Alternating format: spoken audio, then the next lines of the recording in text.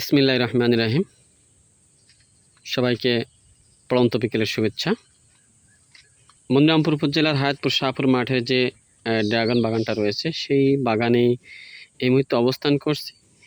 আর পাশাপাশি এই মুহূর্তে যে জিনিসটা আমি দেখাতে চাচ্ছি সেটা হলো যে ফুলগুলো ফুটছিল ৪৫ শতক জমিতে ড্রাগন আছে। এই ড্রাগনের ভিতরে প্রায় ৭,০০০ মতন ফুল ফুটেছিল, কিন্তু সেই ফুল থেকে এবার এই পরিমাণ ফুল নষ্ট হয়েছে। দেখেন, অনেক ফুল নষ্ট হয়ে গেছে।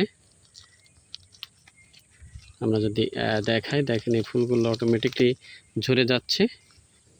আমি অনেকবার বলেছি ভিডিওতে যে এই বাগানে কিন্তু তেমন কোনো পরিচর্যা করা হয়নি। প্রচুর পরিমাণ জঙ্গল ছিল, কিন্তু সেটা ধীরে ধীরে কমানো হয়েছে। এখন আবার নতুন করে ঘাস গজানো শুরু করেছে। সেই কারণে এখানে তেমন পরিচর্যা করা হয় না, তেমন কোনো ট্রিটমেন্টও নেওয়া হয় না, কিন্তু প্রচুর পরিমাণে এইভাবে এই ফলগুলো যেগুলো ফুটছিল সেগুলো ঝরে গেছে। দেখেন, আমি যদি দেখাই, প্রচুর পরিমাণে ঝরেছে। আমাদের ড্রাগন চাষে তাদের প্রতি দৃষ্টি আকর্ষণ করছে। দেখেন কি পরিমাণ নষ্ট হয়েছে। আমরা যদি দেখাই, এখানে কিন্তু এই 4টা নষ্ট হয়ে গিয়েছে, এখানে ওই 2টা নষ্ট হয়ে গিয়েছে।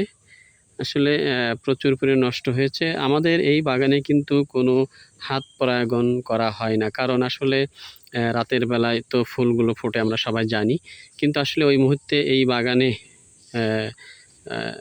হাত পরাগায়ন করা সম্ভব হয় না, কারণ ক্ষেতটা অনেক দূর।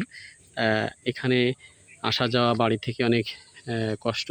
পাশাপাশি এখানে আমাদের জনবলও তেমন নাই। আমরা যারা আছি এই ক্ষেতের দেখাশুনো করি, সবাই বিভিন্ন কাজে ব্যস্ত থাকি।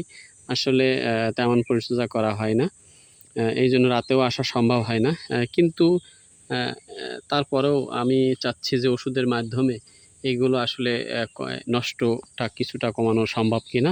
সেই জন্য অভিজ্ঞ যারা ড্রাগন চাষি আছে তাদেরকে আমি এই বিষয়ের পরামর্শ আশা করি। তারা ভিডিওতে অবশ্যই কমেন্ট করে জানাবেন যে আসলে কোন ধরনের ট্রিটমেন্ট নিলে এই ফুলগুলো যে ফুটেছিল সেগুলো নষ্টের হাত থেকে কমানো যাবে। তবে মাশাআল্লাহ দাঁড়িয়েছে, অনেক ফুল দাঁড়িয়েছে। এখানে দেখেন, অনেক যদি আমরা লক্ষ্য করি, দেখেন এখানে কিন্তু অনেক ফুল অলরেডি ফল গঠন হয়ে গিয়েছে। মাশাআল্লাহ।